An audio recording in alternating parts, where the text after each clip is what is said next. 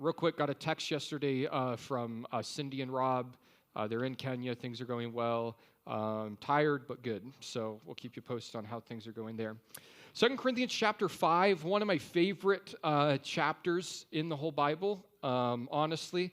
Early on when I got saved, 2 Corinthians chapter 5 is a chapter that has ministered to me big time, and it was one of the first chapters of the Bible that I ever got to teach, actually. When I was still a senior in high school, the Calvary Chapel in Chalice needed someone to go guest speak, and Ty actually sent me and Taylor and Rob and Faust up there to do worship, and I got to teach when I was 18 years old, and I taught this chapter, so I was reminded of the things that I said up there all those years ago as I was studying it this week, but it's loaded with so many great verses to memorize, so many great truths about what the Lord has done for us, and what our response to Him can be. So here, starting in verse 1 of chapter 5, he says, "For we know that if our earthly house, this tent, is destroyed, we have a building from God, a house not made with hands, eternal in the heavens." We know, he says. Here's not something we're just hoping for. Here's something that we know. And that is that if our earthly house, this tent, he's talking about our bodies, is destroyed, we have a building from God, a house not made with hands, eternal in the heavens. Paul talks about our bodies as tents. And tents are just temporary dwelling places. If you're a wuss and you go camping, you probably camp in a tent. You go, if you need a tent, I don't know why you're camping. Right? You go camp with me, we start a fire, you sleep right next to the fire, you're under the stars. You people that go in campers, I'm not even going there. That's not even camping. I don't even know what that is. Yeah. But if you're a wuss, you know about tents. It's a temporary dwelling place. You're there for a night or two, a week tops maybe. It's not some place you're supposed to get comfortable in. It's not some place you're supposed to make your home. And that's how Paul describes our earthly bodies. He says, "For we know that if our earthly house, this tent," by the way, Paul was a tent maker, he knows about tents, "is destroyed, we have a building from God." Notice the contrast. Right now, what we're living in is just a tent, a temporary dwelling place. What we're looking forward to in heaven is a building. It's a structure from God. It's a house that's not made with hands, that's eternal in the heavens. This tent is temporary now on earth. What we have to look forward to is a permanent dwelling place, a house that is eternal in the heavens. Verse 2, "For in this we groan." In what we groan? In this tent we groan. Probably when you're camping, you don't sleep as well as if you're at home in your bed. You wake up from camping in your tent and you're like, ugh, laying on the hard ground. Well, that's every day of this life. You're in this tent, and the more days you spend in this tent, the more you groan. Amen? You groan in this tent, this earthly temporary structure. In this we groan. But why are we groaning? Verse 2 goes on to say, "Earnestly desiring to be clothed with our habitation, which is from heaven."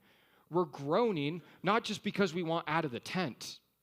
We're groaning because we actually want to enter into our permanent dwelling place. It's not just about getting rid of this old body. It's about getting upgraded to what God has planned for us forever. And I like that he says, "Therefore, in this we groan, earnestly desiring to be clothed with our habitation, which is from heaven." Meaning, when we're in this tent, look, I'm an optimist. I really like life. I have whatever amount of endorphins you need to be balanced in your head to see the bright side of things. I have them all perfectly, quite honestly. I'm not pessimistic much. I love life. It's great. But here's the deal. Even the best day of this life, there's something missing. There's a groaning. There's got to be more than this. And there's things in this life that are just absolute bummers. One of the things I'm the worst at, and I don't cry much, but I am the worst at goodbyes. I hate them. When Chase actually left on Thursday, I just cried and cried and cried. I couldn't handle it. He drove away. I went into the bathroom. I'm just crying, looking in the mirror. It was so dramatic. And now I'm fine. It's good. I know he's off to the next thing, but it's just like, Lord, it's like we're not meant to say goodbye. We're not meant to die. We're not meant for heartache and sorrow and death. That's something that we deal with in this life, but we're groaning for the day When all that'll be put away with, we'll have a heavenly habitation. This world just doesn't quite cut it. It reminds me of a quote from C.S. Lewis. He says, "If I find in myself a desire which no experience in this world can satisfy, the most probable explanation is that I was made for another world." And that's it. The reason why you're groaning in this tent is you're not supposed to be here forever. We're made for something else, something greater, something that's eternal. Verse 3, he says, "If indeed having been clothed, we shall not be found naked." Good news about heaven. The idea there, though, spiritually speaking, we're going to have a dwelling place. We're not just like these naked spirits, these unembodied spirits. We have a glorified body that we're going to be resurrected into one day. Verse 4, "For we who are in this tent groan, being burdened, not because we want to be unclothed, but further clothed, that mortality may be swallowed up by life." Again, he just reiterates the reason why we're groaning, the desire that this world doesn't satisfy is not that we want to get out of body. It's that we want to get into a new body that's awaiting us. We want to have what God has planned for us forever. It's not that we just want to ditch everything. It's that we're just looking forward to what we actually have that the Lord's prepared for us. And he says there in verse 5 that he who has prepared us for this very thing is God, who also has given us the Spirit as a guarantee. God is preparing us for this very thing. What thing? Our heavenly habitation. I like that idea because in John chapter 14, verses 1 through 6, Jesus says this as he's getting ready within about the next week to leave, to die on the cross and rise again. John 14, verse 1, he tells his disciples, "Let not your heart be troubled. You believe in God, believe also in me. In my Father's house there are many mansions. If it were not so, I would have told you. And I go to prepare a place for you. And if I go and prepare a place for you, I will come again and receive you to myself, that where I am, there you may be also. And where I go, you know, and the way you know." And Thomas said to him, "Lord, we don't know where you're going, and how can we know the way?" And Jesus said to him, "I am the way, the truth, and the life. No one comes to the Father except through me." Jesus told his disciples, John 14, "I'm going to prepare a place for you." Jesus tells us here, though, in 2 Corinthians chapter 5, verse 5, "I'm preparing you for the place." He's preparing a place for us, but he's preparing us for that place. He's getting heaven ready for you and me, but he's getting you and me ready for heaven. And that's what part of life is about. He's working on us. He's molding us. He's conforming us into the image of Jesus. And this is just heaven prep work. And guess what? In heaven, we're going to have to all get along, right? Heaven prep work, figuring it out. If you're going to be there for eternity because of Jesus, and I'm going to be there for eternity because of Jesus, we better learn how to live now together if we're going to spend forever together. And all of this is just a great reminder that, man, a huge part of earth for the believer is that he's preparing us for this very thing. And verse 5 goes on to say, "Who also has given us the Spirit as a guarantee." We saw this not too many weeks ago, same wordage. The word guarantee is earnest, or same idea of like an engagement ring. He's given us the Holy Spirit in our lives as the guarantee, as the engagement ring that we're going to belong to him forever one day. Not fully experiencing all the joys or the benefits, but the promise that we will have it one day. He's given us the Holy Spirit as that earnest, as that guarantee, as that engagement ring. Verse 6, "So we are always confident, knowing that while we're at home in the body, we're absent from the Lord." We're always confident, or confidence, a reason to be bold. Paul goes, we have this reason to be bold. Why? Because we know that while we're at home in the body, in the tent, we're absent from the Lord. Or I could summarize it this way: if you're here, you're not there. That's what he just said. If you're at home in the body, if you're on this earth living right now inside this physical body, guess where you're not? You're not in the presence of Jesus, where you're going to spend eternity. You're here, you're not there. But watch how he does this thing in verses 7 and 8. But first, verse 7, he says, "For we walk by faith and not by sight." Short verse, great verse to live by, though.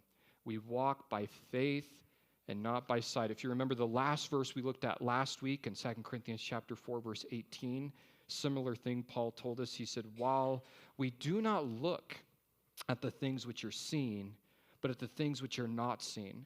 For the things which are seen are temporary, but the things which are not seen are eternal. This week he tells us we walk by faith, not by sight. We're not following after Jesus because of what we see. We're following after Jesus because of what we believe. Now, that's not to say that as believers in Jesus, we have blind faith.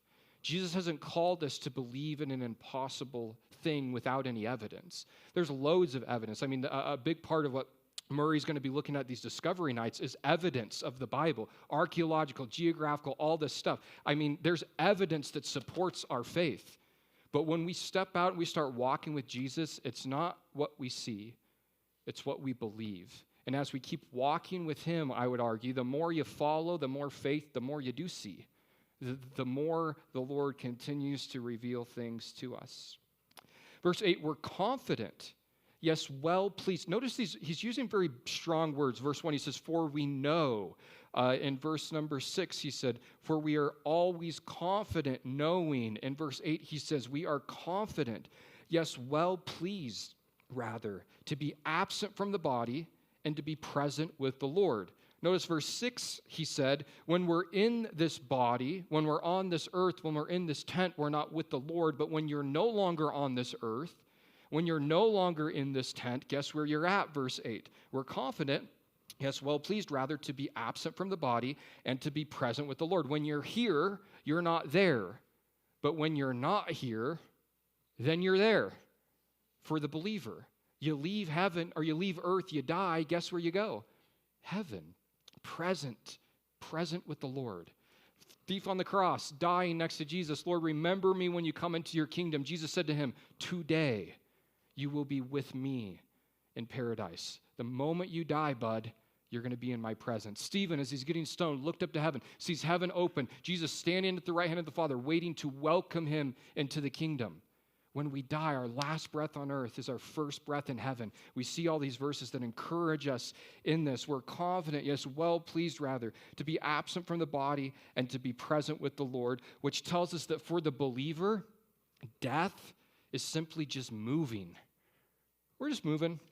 Now, it's much better than moving here on earth. Moving on earth is really hard, right, Linda? Yeah, it's a headache moving on earth. Our moving in heaven, quick, easy, simple. We don't have to do much. We just have to surrender. We go from here to there. We've moved. We've been transformed. We've been upgraded. Paul actually says in Philippians chapter 1, verse number 23, that moving from earth to heaven is this. Philippians 1:23, for I am hard pressed between two, having a desire to depart and be with Christ, which is far better. It's far better to leave here and be with Jesus. And Jesus is the one who's in charge of when we get to see him. We don't want to start taking matters into our own hands. Jesus, now's my time to see you. No. Walk by faith, not by sight. We're trusting him. Our life is in his hands. And when he's ready for us to see him, he gets to pull the plug. And he does it in the weirdest of ways. Cancer, car accidents, hit your head, brain blows, like weird things. You die in your sleep. What's he do? He's just bringing you home. He's got to move you somehow, right? Oh, tonight you're moving. It's better to be with Jesus. Oh, on this end of thing, we're sad, we cry, we do funerals, we do flowers. Yeah, you're just like, this is better. This is better. It's better to be with the Lord. Death, he says, it's moving, it's absent from this body, it's present with the Lord. Verse number 9. Therefore, because this is true, because this is the hope we have, therefore, we make it our aim, whether present or absent, to be well-pleasing to him. Because we know that because we believe in Jesus, when we leave this earth, our last breath on earth will be our first breath in heaven. Because this is a reality for us, because this is true, we're making it our aim that whether we're present or absent, that we are going to be well-pleasing to him. This is Paul's goal in life. This is his aim. This is what he's focused on. This is all I want, Paul says. I want to be well-pleasing to Jesus. And now that you believe in Jesus, now that you have eternal life, that should be your goal. Jesus, I got you. I believe in you. I'm walking with you. And all I want, Lord, from me to you is that one day, like we see in that parable of Matthew's gospel, you could look at me and say, well done, good and faithful servant. And well done is for good and faithful servants, not for steaks.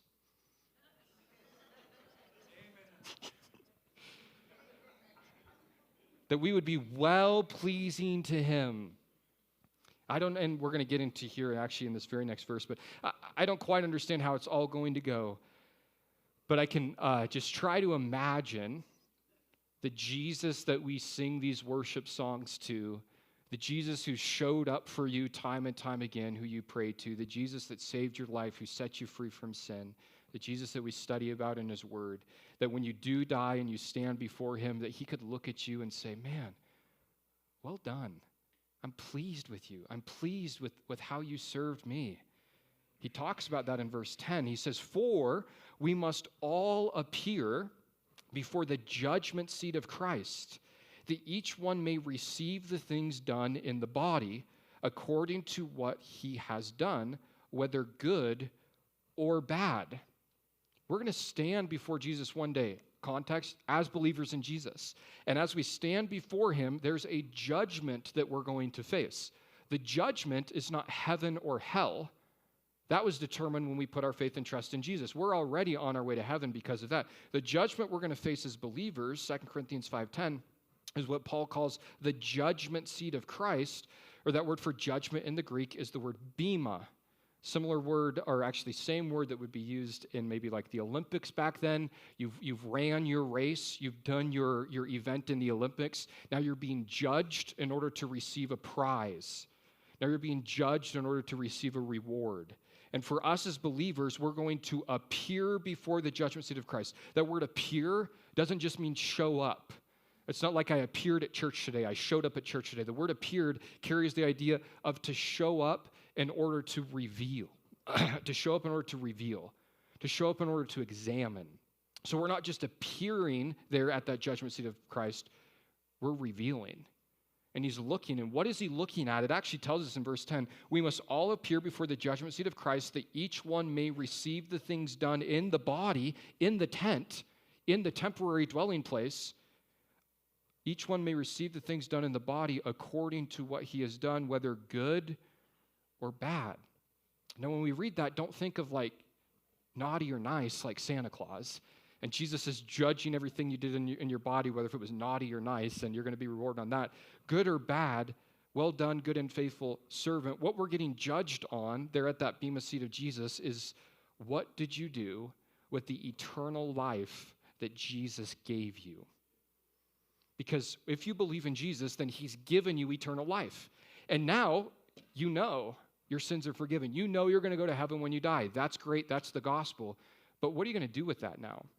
Are you just going to keep doing your own thing? Are you just going to keep serving yourself? Or are you just going to keep being self-centered and only worried about building up your own little kingdom here on earth? And you're going to go to heaven still. For sure, the gospel teaches that. But was it kind of a waste? Was your life, was your time in this tent kind of wasted? You're getting judged on what you did while you were on this earth, what you did with the eternal life that Jesus gave you. And in 1 Corinthians chapter 3, verses 12 through 15, Paul kind of talked about this in his first letter, 1 Corinthians chapter 3, starting in verse 12. He says, now if anyone builds on this foundation, which is gold, silver, precious stones, wood, hay, and straw, each one's work will become clear, for the day will declare it, because it will be revealed by fire. And the fire will test each one's work of what sort it is. If anyone's work which he has built on it endures, he will receive a reward. And if anyone's work is burned, he will suffer loss, but he himself will be saved, yet as through fire. We, as believers, are going to stand before the judgment seat of Christ. Anyone who goes to the judgment seat of Christ is going to go to heaven. That's not at all what's on the table. The great white throne judgment, Revelation chapter 20, anyone that goes to that judgment is on their way to hell. Completely different judgment, completely different time that happens in history. This is the judgment of believers. We believe in Jesus. He's not judging our belief. He's not judging our eternal destination. He's judging, I would actually argue this, and I know I've talked about this before, he's judging what we let him do through us. The only thing that's worth rewarding eternally is what you let Jesus do through you. And you're either not open to allowing him to work in and through you by the power of the Holy Spirit, or you are open, and all the things that you're open and you say yes to Jesus to as you walk by faith and not by sight, I believe there's rewards attached to that. And all the other stuff is wood, hay, and straw, and it gets consumed, it gets burned up. Verse 11, he says, knowing therefore the terror of the Lord, we persuade men, but we are well known to God, and I also trust are well known to your conscience.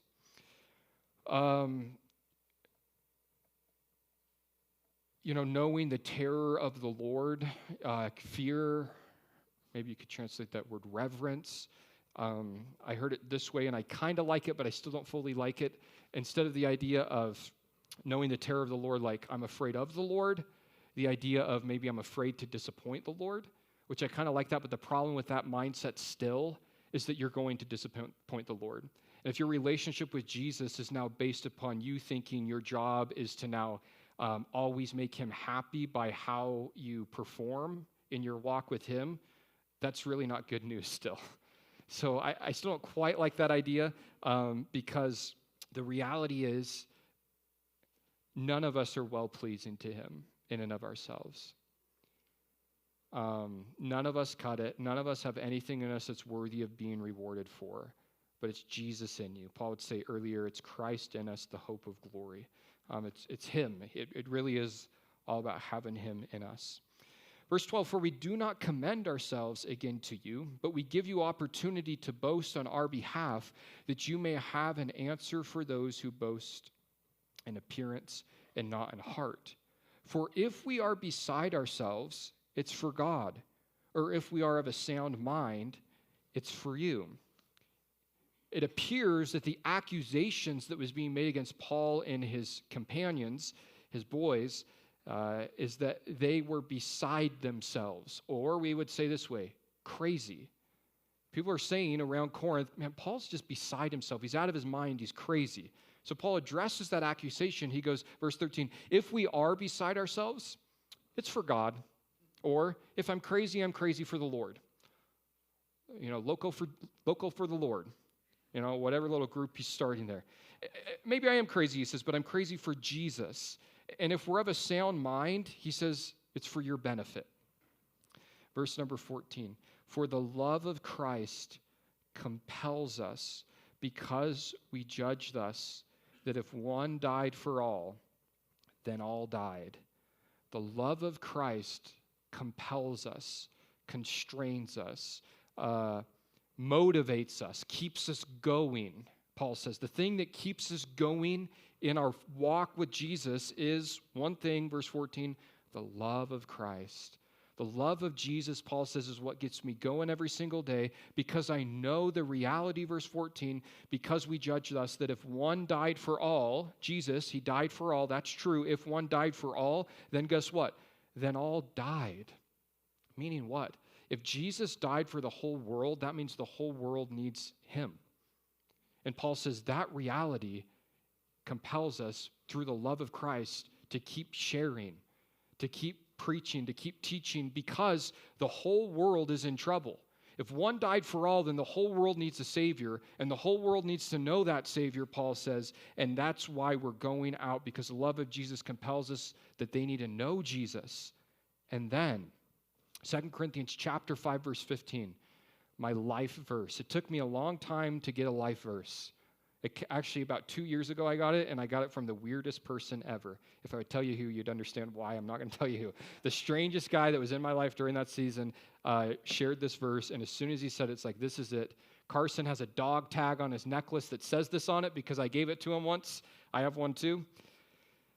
And he died for all, that those who live should live no longer for themselves, but for him who died for them and rose again. Oh, And he died for all. What Jesus did, he died for all. For God so loved the world, that those who live, what do? That those who live should live no longer for themselves, but for him who died for them and rose again. What a verse. It tells me what Jesus did for me. It tells me what I need to be doing for him. He died for me, didn't just die for me. He died for everyone. And because I live and believe in him, my life is no longer about me. It's about living for the one who died for me and rose again. Verse 16, therefore, from now on, we regard no one according to the flesh, even though we have known Christ according to the flesh, yet now we know him thus no longer. We're no longer regarding people according to the flesh. We're not just judging. We're not just interacting with people physically, Paul says. Temporary, tent structure, flesh, this world stuff. We're about heavenly things. We're about eternal things. And we once knew Christ according to the flesh. I mean, Paul had interactions with Jesus. Those who were with Paul, because he doesn't just say me, he says we, knew Jesus physically while he was on the earth, but they don't know him that way anymore. Jesus is no longer physically there. He's now in heaven. The relationship with the Lord is spiritual. And he goes, that's how we're regarding men too. We see them as spiritual beings who Jesus died for, who Jesus wants them to live for. Verse 17, therefore, because that's the case, if anyone is in Christ, he's a new creation. The old things have passed away. Behold, all things have become new. Another great one to memorize. Therefore, if anyone is in Christ, anybody who puts their faith and trust in Jesus, that person becomes a new creation. Jesus makes you new.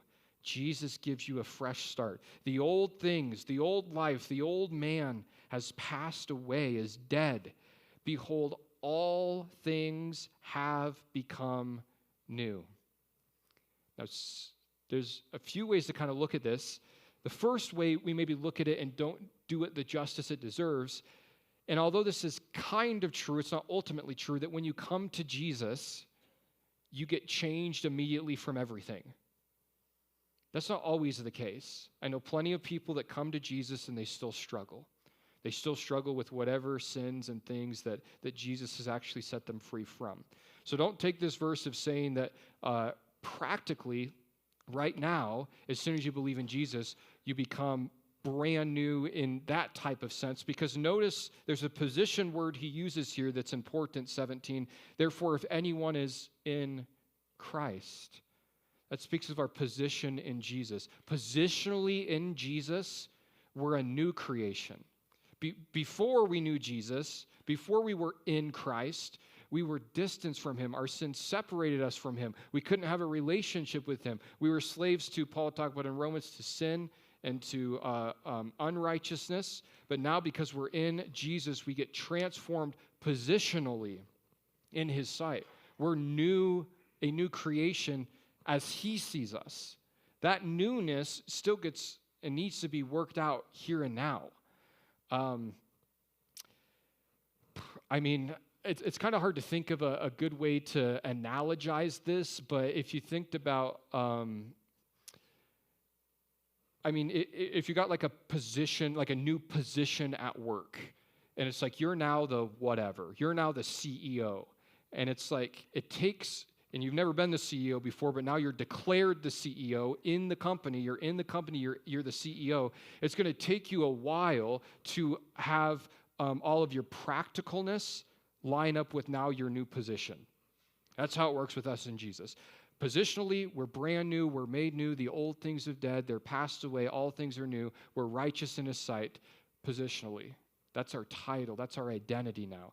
Practically, it's taken some time, like the rest of our life, like not till we leave this tent, until all that actually catches up to us. But in him, we're new. We no longer have to be defined by our old life, by our old mistakes, by our old sin, by all the stuff that we used to be involved in and we used to do. Paul says all that stuff is dead. It's dead to you now. You're set free from it. You don't have to be a part of it. And one of the problems that I think we face as believers trying to walk by faith and not by sight as we follow after Jesus is that we read verses like this and we realize that the old things of who Hagen used to be are dead. The problem, sometimes Hagen likes playing with dead things. And that's what happens every time as someone who's new in Jesus chooses to sin. You're playing with dead stuff. Jesus goes, when you came to me, all that died. How come you're still having a part of your life?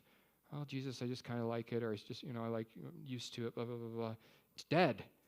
We want to leave it there. We want to move past it. If anyone is in Christ, he's a new creation. The old things have passed away. Behold, all things have become new. Now, verse 18, all things are of God, who has reconciled us to himself through Jesus Christ and has given us the ministry of reconciliation.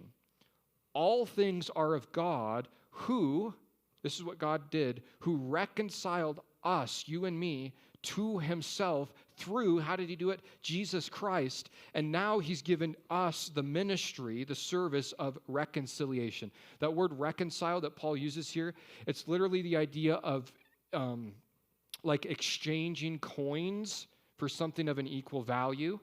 You go to Mexico, you need to change your money in for pesos, $20 exchange for how many pesos? It's an equal value exchange. That's the idea of reconcile. You're changing, you're exchanging.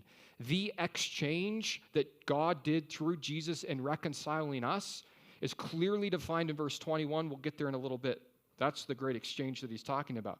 But he says, verse 18, now all things are of God who has reconciled us, who has exchanged us to himself, changed us through Jesus Christ, and he's now given to you and me the ministry of reconciliation. That is, that God was in Christ reconciling the world to himself, not imputing their trespasses to them, and he has committed to us the word of reconciliation. Verse 19, you read the Gospels, you read Matthew, Mark, Luke, and John, you read the last day of Jesus' life.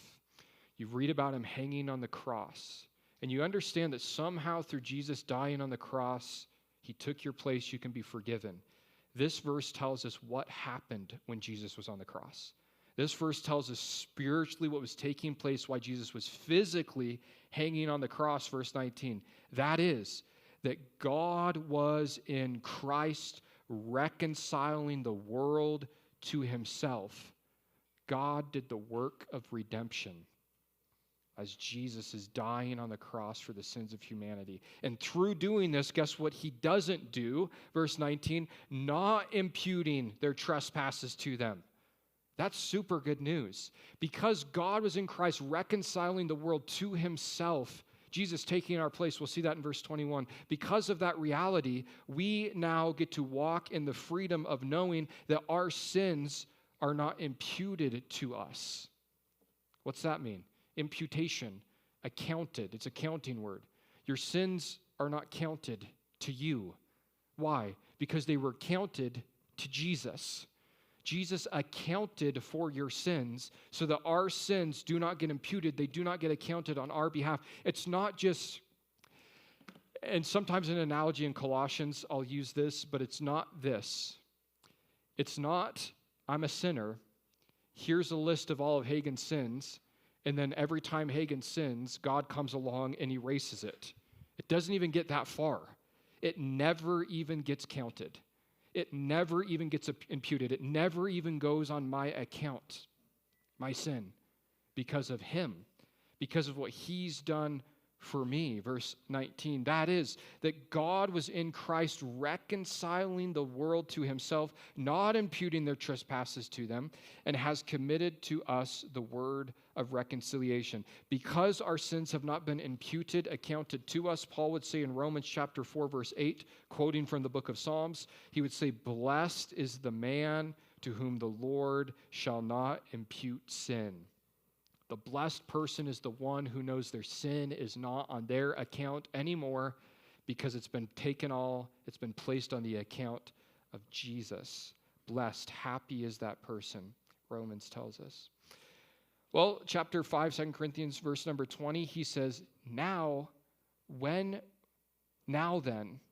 we are ambassadors for Christ, as though God were pleading through us. We implore you on Christ's behalf, be reconciled to God. We are ambassadors of Christ. You know, we've had ambassadors in politics. It's someone who's representing their homeland in a foreign land. The ambassador of China would be an American citizen that we send to China to represent us politically from here, living there. Jesus says that, or Paul says that we are ambassadors of Jesus. We're representatives of Jesus. Citizenship, the homeland, heaven, eternal habitation, representing him here and now.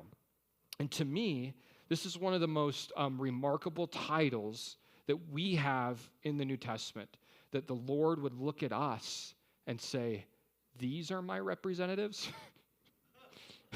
Yikes. It's crazy to think. It's like you go to court and your lawyer's supposed to represent you. It's like, who represents Hagen? And there's a lawyer. It's like, you want the best one you can find. You don't want some, you don't want people like us. And yet that's who Jesus has chosen. He goes, yeah, I'll have all them represent me. And we're terrible at it, oftentimes. But man, we get the title of being ambassadors of Christ in this world because our citizenship is in heaven. It reminds me of what Hebrews chapter 11, verse 16, or Hebrews 11 starting verse 13 tells us here. On this idea of heaven's our home, but we get to represent Jesus here and now.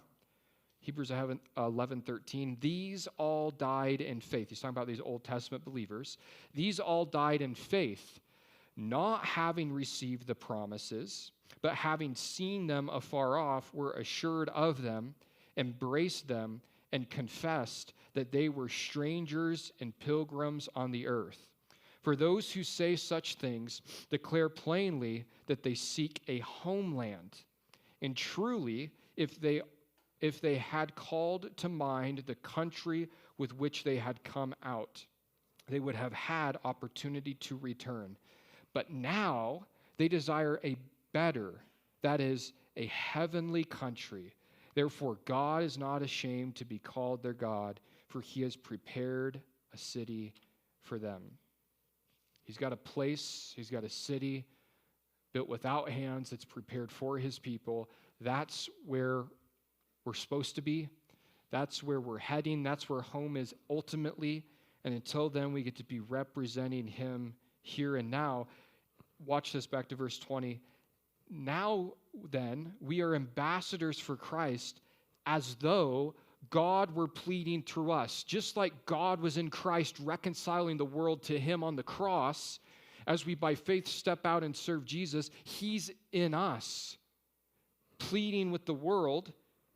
God is pleading through us, and we implore you, for the sake of Jesus, on Christ's behalf, be reconciled with God, or get right with the Lord, Paul says.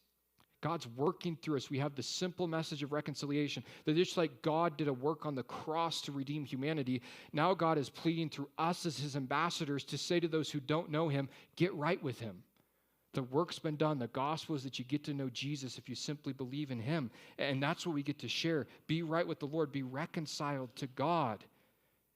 And now, 2 Corinthians 5:21, very important verse to memorize. If you want a verse that sums up what Jesus has done for you, this is one of the best in all of the Bible.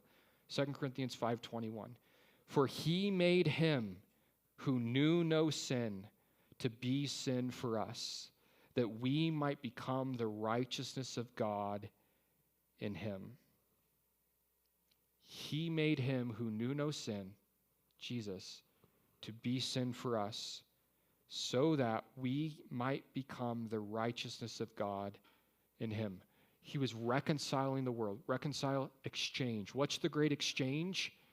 Jesus took our place. Jesus took our sin. He made him who knew no sin, the sinless one, Jesus. He became sin, the sin offering. He took our place. He absorbed our sin. He took the punishment we deserved so that we might become the righteousness of God in him. This is exactly what was prophesied about the Messiah.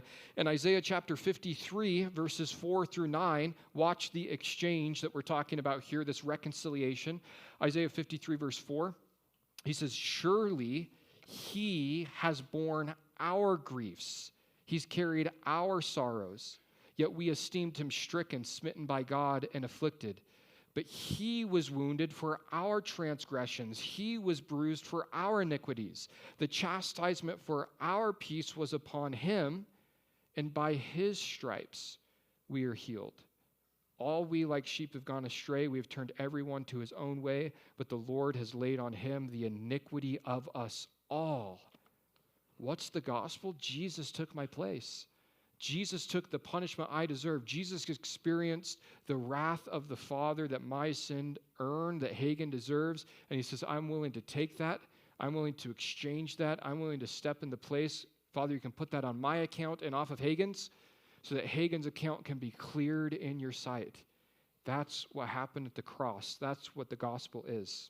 And because of that, we get to enter into a relationship with Jesus, which means that we get to inherit eternal life. He made him who knew no sin to be sin for us, that we might become the righteousness of God in him. It's not just that he took our sin.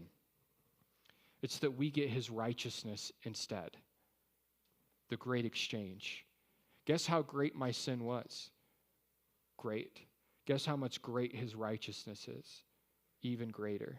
And he takes the sin, and he gives me in exchange, here's my righteousness.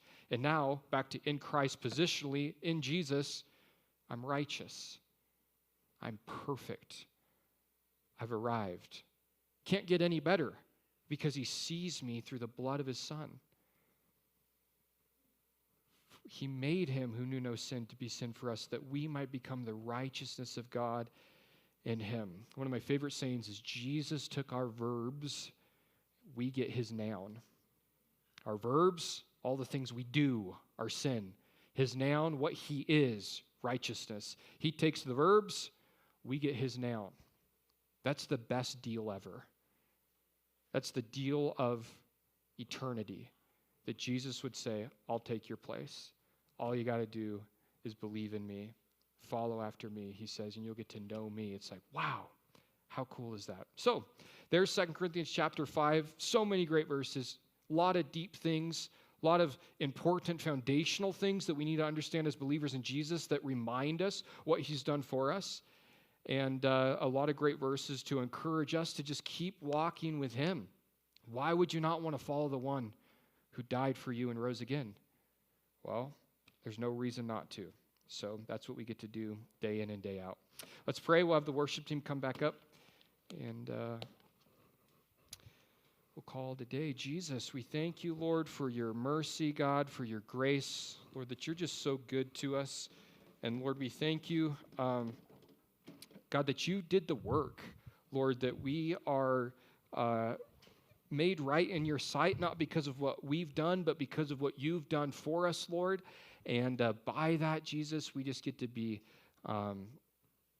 forgiven and redeemed. We get the privilege of just getting to know you and walk with you.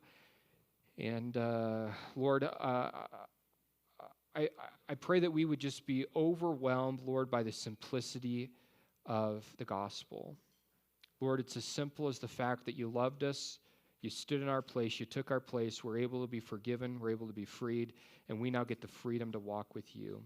And Lord, help us to not take lightly, Lord, the title of ambassador on our lives.